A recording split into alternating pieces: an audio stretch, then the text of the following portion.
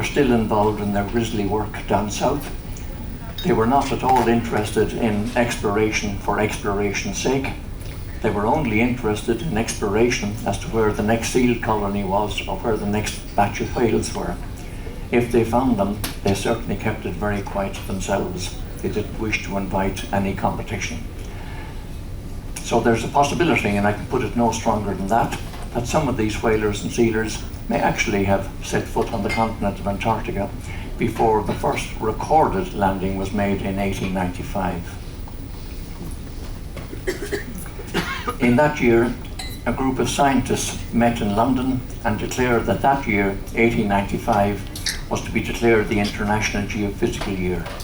They decided that the continent of Antarctica should become the new focus of exploration, and that from that date onward until 1922, in what became known as the heroic age of Antarctic exploration, expeditions from many countries ventured into Antarctica.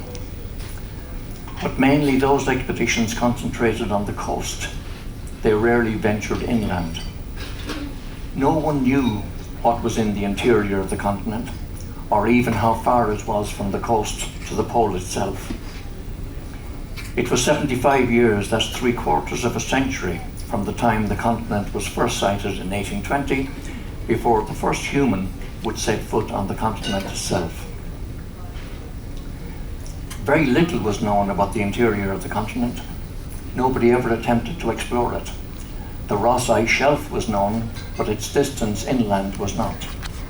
Also, it was suspected, but yet to be proven, that a mountain range extended inland into Antarctica from the Andes mountain range in South America. This is a rough map of what was known at the time. You can see the location of the Ross Ice Shelf, which is the area where our stories will be concentrated. And to put it into perspective, this is the Antarctic peninsula where we've been sailing for the last 4 or 5 days. Just gives you an indication of the huge size of Antarctica.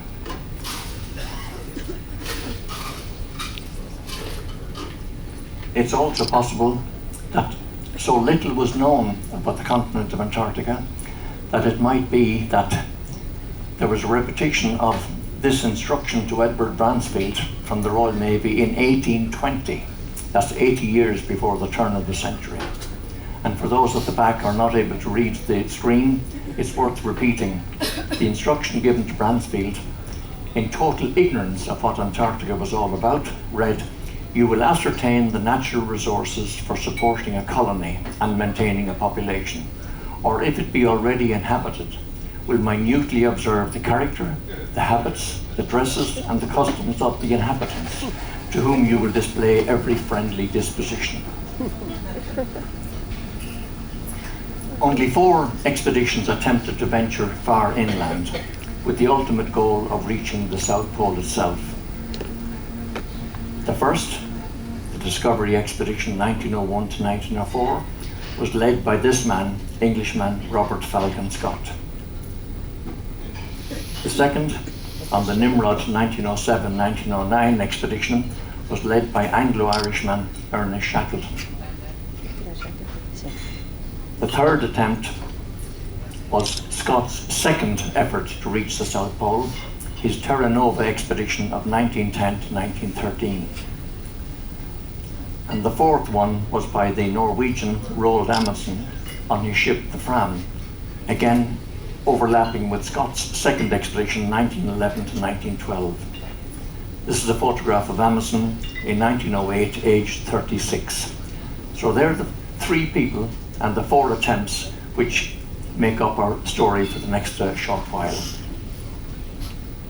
Firstly, we'll deal with the Englishman Captain Robert Falcon Scott and his discovery expedition in 1901 to 03. For those who may not have heard previous talks, all the expeditions of the time were named after the ships which carried the men south to Antarctica. So Scott's first ship was named the Discovery, and as a result his expedition of 1901-1903 is referred to as the Discovery Expedition. This is a photograph of young Scott aged 13 years of age. This is Scott as a young man, pictured unusually for him in civvies. The location of McMurdo Sound is important to our story for the next while, and I do hope my pointer is working this time. It is.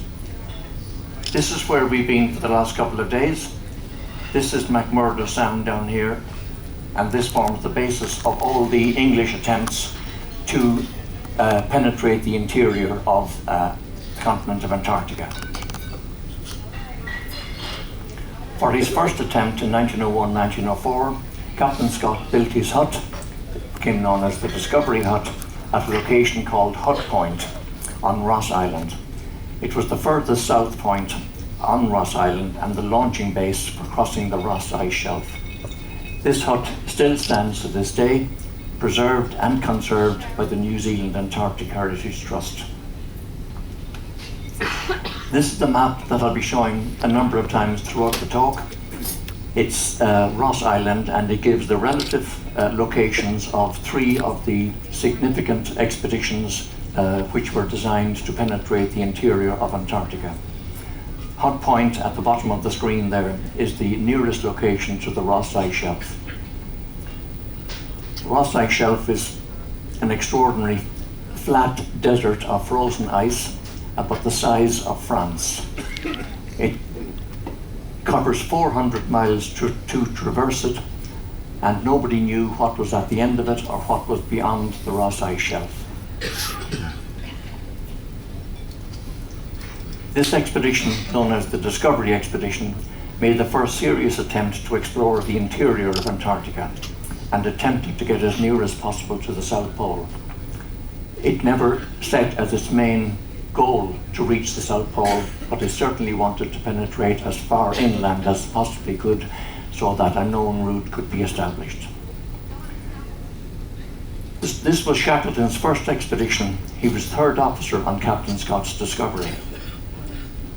This is Scott, Shackleton and Wilson before their southern journey to the interior in November 1902. As I mentioned, their plan was to get as far south as possible, but they didn't envisage reaching the pole itself. They set a further south record at that time, getting to within 530 miles of the pole. Of course, they didn't know how far the pole was, so that figure was only ascertained much later. They suffered seriously from scurvy on that trip, and Shackleton was inflicted the most of the 3 with scurvy, and Scott insisted he be invalided home. Shackleton took exception to this. He didn't wish to be invalided home, and he felt very aggrieved at Scott's effectively dismissing him from the expedition. That was to cause a little rift which remained between Scott and Shackleton for the remainder of time.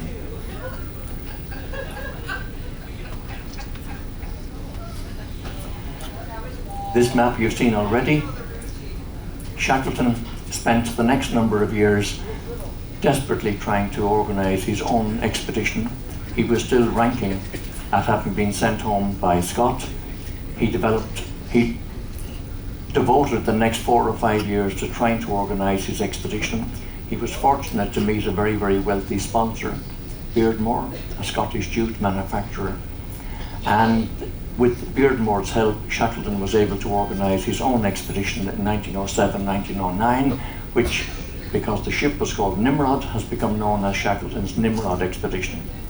For that, he went to more or less the same part of Antarctica where Scott had been previously on his Discovery expedition, and he made his base at Cape Royds at the top of this map.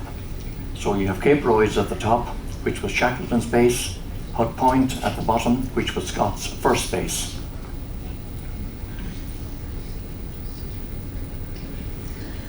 As I mentioned earlier on, Shackleton took exception to Scott invaliding him home from Discovery. But he wanted to outdo Scott, and in 1907-1909 he achieved his aim of going south again with his Nimrod expedition. He crossed the 400 miles of the Ross Ice Shelf along the route pioneered by Scott some 5 years before. He encountered the Transantarctic Mountains, and that finally gave firm evidence of the existence of the Transantarctic Mountains, which up to then had been presumed by the experts, the scientists, and the explorers. This is a photograph of Frank Wild, Ernie Shackleton, Eric Marshall, and James Adam, who reached the then further south latitude of 88.23 degrees south, which was only 97 miles from the pole. That was an extraordinary achievement at the time. They were the first to identify a route across the Ross Ice Shelf, which, as I mentioned, is a country the size of France, 400 miles long. They then encountered the Antarctic mountains. They realized then that the polar plateau was at a height of 10,000 feet above the Ross Ice Shelf. It took them quite some time to figure out how to get up that 10,000 foot incline, and they discovered a glacier which took them 2 months to negotiate, 60 miles long, which they called the Beardmore Glacier after Shackleton's main sponsor.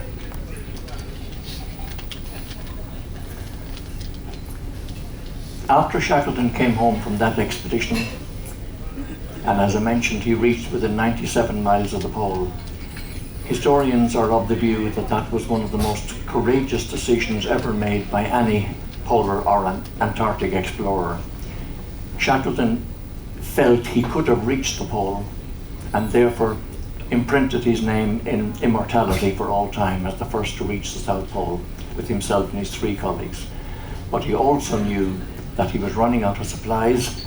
They still had 800 miles to make to get back to base at Cape Royds, and he knew instinctively that had he gone on the extra 97 miles, he might well have reached the pole, but he almost certainly, himself and his men, would have perished on the return journey.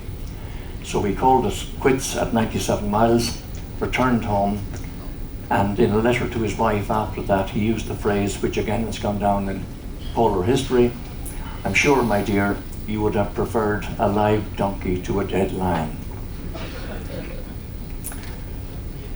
Notwithstanding Shackleton's enormous achievement in reaching within 97 miles of the pole, his failure, if it can be called a failure, presented Captain Scott with a second attempt to achieve his ambition. By this stage, Britain was practically obsessed with the pole. They felt that the pole was by right theirs, and that they felt that if the pole was to be conquered, it was only right and proper that it be conquered by an Englishman. This is a picture of Captain Scott with his wife Kathleen on board the Terra Nova, the name of his ship, before it departed for Antarctica in 1910, when Scott would make his second attempt on the pole. This is his ship, the Terra Nova, in the pack ice in December 1910, and this time moored off Cape Evans on Ross Island. And again, to show you this map with 3 locations, Cape Evans is the one in the middle. Hut Point was Scott's base for his discovery expedition. At the top, Cape Royds was Shackleton's base for his Nimrod expedition, and in the middle was Scott's 1910-1912 Cape Evans hut. Unbeknownst to Scott, Roald Amundsen, a Norwegian explorer, had announced that he wished to go north to try and be the first to secure the prize of the North Pole.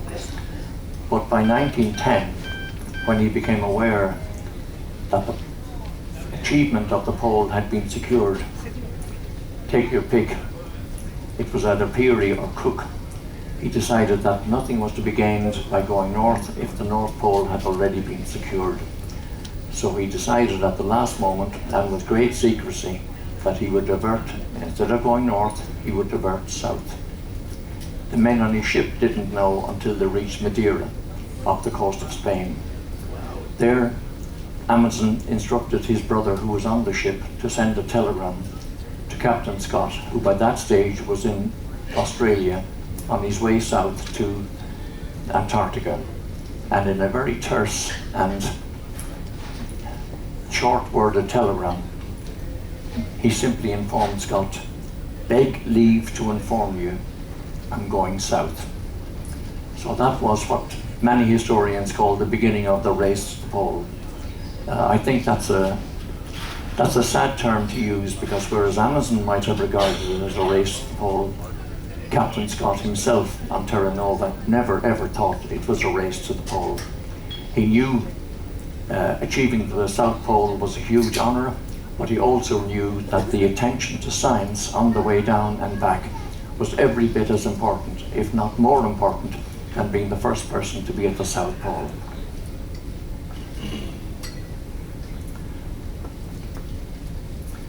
I mentioned that the telegram was sent by Amundsen to Captain Scott. They'd leave to inform you, I'm heading south. This is the location in McMurdo Sound. Again, I mentioned the starting point for all British attempts on the pole in this location here.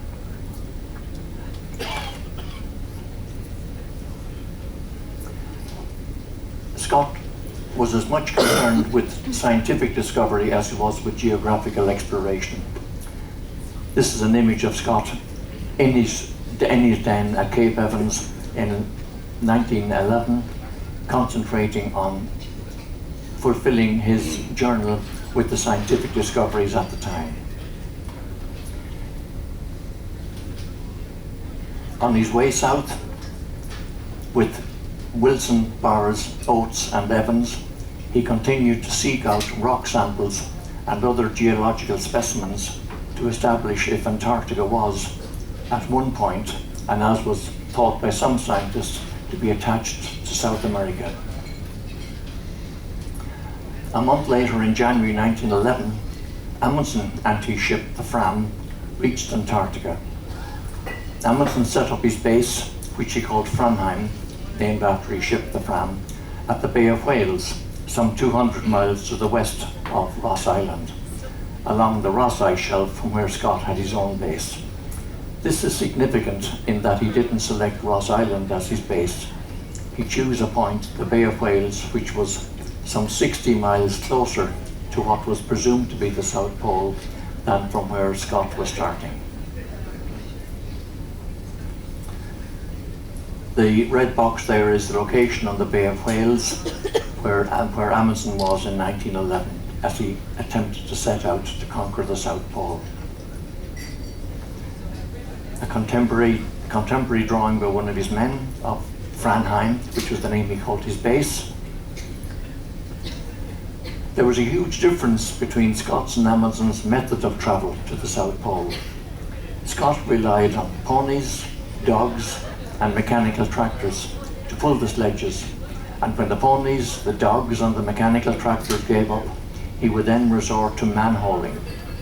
And man-hauling was regarded by the British as the most noble way of carrying out exploration work. Amundsen himself had no such idealistic or romantic notions. He simply wanted to get to the pole as quick as he could, stake his claim, get back and inform the world. He paid little or no attention to science on the way there or on the way back. Amundsen's route to the pole is shown here on the left. Scott's route, the one that was pioneered by Shackleton 3 years earlier, is on the right. I mentioned that Amundsen's base at Framheim was 60 miles nearer to the pole, but his route was untried. Scott was on the route already pioneered by Shackleton, which was a tried and trusted route. Amundsen took the gamble in going over territory which had never been crossed by man before. This is an easier map to follow, slightly more readable, showing the route of Scott. I beg your pardon, Amundsen's route is in red and Scott's is in green to the South Pole. Amundsen and his 4 colleagues, as I said, they concentrated solely on dogs. They were expert dog drivers, and some days they could cover 30 and 40 miles with the dogs, as opposed to, in Scott's situation, the tractors broke down very early. The ponies were totally unsuited to the travel on the ice of the Ross Ice Shelf. The dogs fared little better, and also crucially, whereas the Norwegians, according as the dogs weakened, they killed them, they fed them to the other dogs, and they also fed them to the men themselves. Scott had an aversion to eating the dogs, which he regarded as almost friends, and he certainly didn't like eating the ponies. So, with the lack of meat, Scott and his colleagues started to suffer scurvy in a way that the Norwegians didn't. Amundsen and his colleagues reached the South Pole on December the 14th, 1911. They planted their Norwegian flag on top of their tent.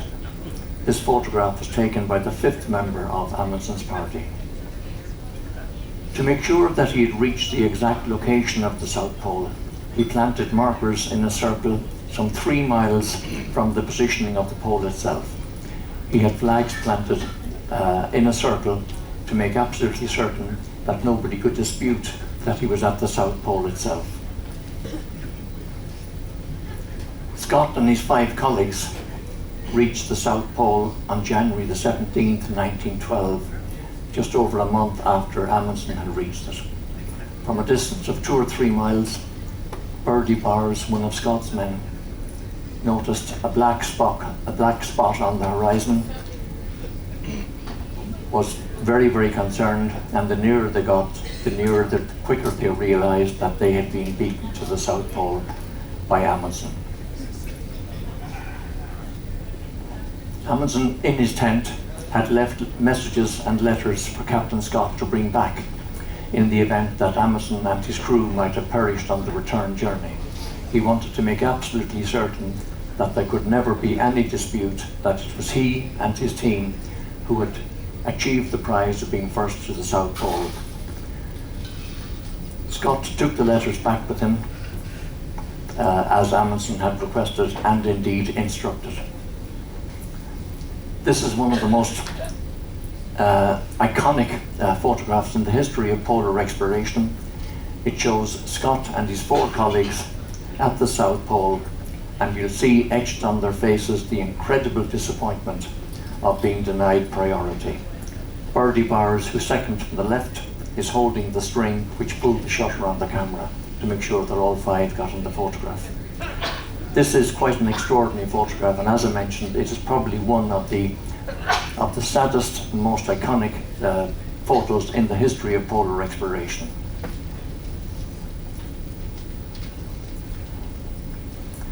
Amundsen got back safely to base, which he reached on the 25th of January 1912. Of the 60 dogs he had brought with him, 11 survived. The remaining 49 had been killed and fed to the other dogs and fed to the men. His ship, the Fram, left Antarctica immediately so he could tell the world of his success. He reached Hobart, Tasmania on March the 7th, 1912, from where he telegraphed his success story. The picture could hardly have been more different for Scott and his 4 colleagues. They all suffered greatly on the 800-mile return journey. I mentioned earlier on that they took a dislike to eating the flesh of the dogs, or indeed the flesh of the ponies. They then were denied the necessary vitamins to keep the body in good shape. They suffered hugely on the way back. They slowed down. Evans, the biggest and the strongest of the men, was the first to die, and historians now regard the demise of Evans far from being the fittest and the strongest and the heaviest of the men. He probably needed twice, if not 3 times, the calorific amount that the others had, but he was denied all that. He died a fairly miserable death on the return journey.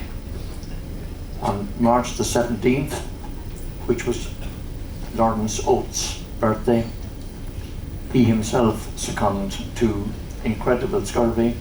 His feet were totally packed in, and he felt that if he continued with Scott and Evans and Bowers, he would only slow them up and possibly cause them to perish on the journey as well.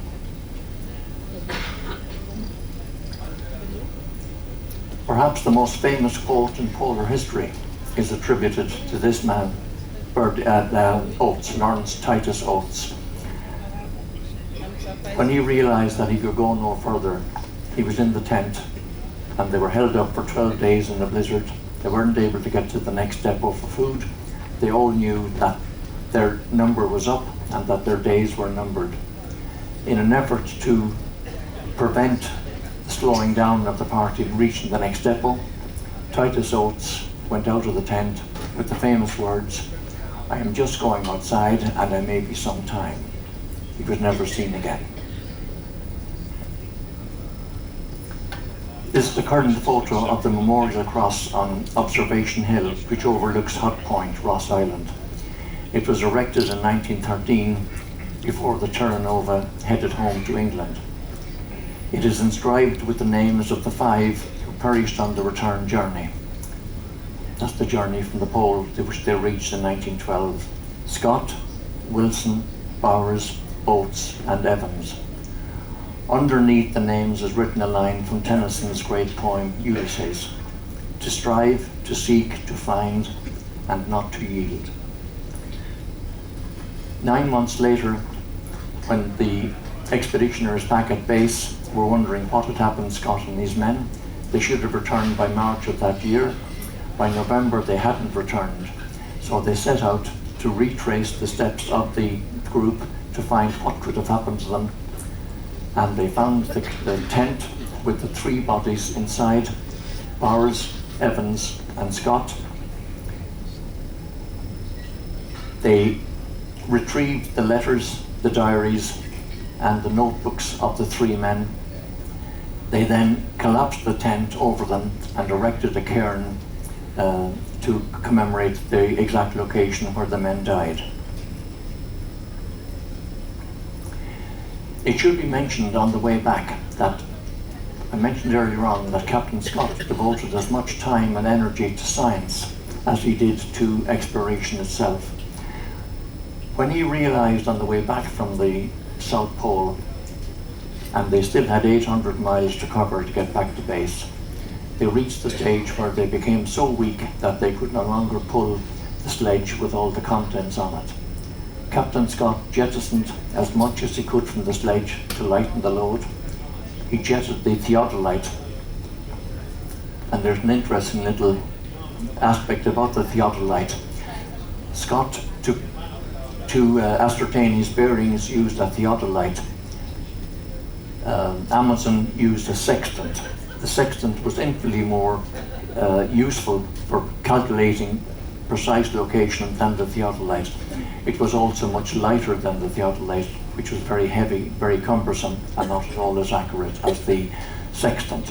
So everything was jettisoned from the sledge to make it as light as possible to see what they carried to the next depot, except 35-pound weight of rocks that Shackleton and that Scott had acquired on the way down. They were of huge significance from a geological point of view, and Scott was very, very keen to make sure that the rocks were returned to the scientists in England, who then would be able to deduce great details from them. Amundsen, by contrast, brought back nothing on his trip back from the Antarctic. He didn't engage in any science whatsoever. This is the South Pole today, where the international station is called the Scott and Amundsen Base.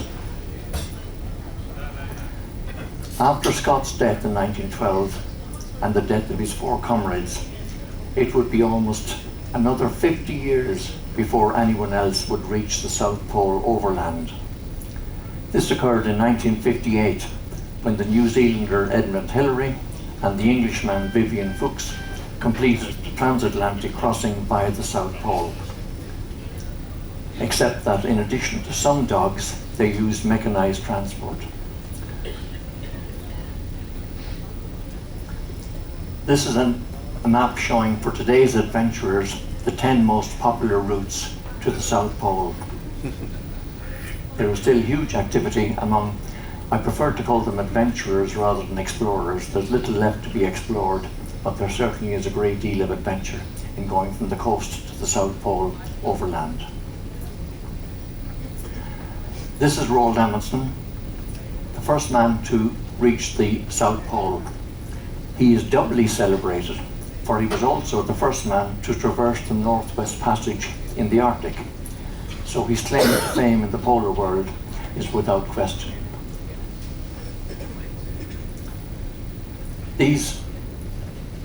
are the 5 men in the Norwegian Polar Party. And it saddens me in a way that outside of Norway, their names are hardly known in the polar community. Very, very sad in a way. These are the 5 men who perished on Scott's expedition. And it's one of the very few cases in history where he who came second is better known than he who came first. These 5 names are etched in polar history: Robert Falcon Scott, Edward Adrian Wilson, Lawrence Titus Oates, Henry Birdie Bowers, and Edgar Taft Evans. They're all household names. And as I said, he who came second is now better remembered than he who came first. So that is the story, ladies and gentlemen, of the attainment of the pole, and thank you very much for your attention.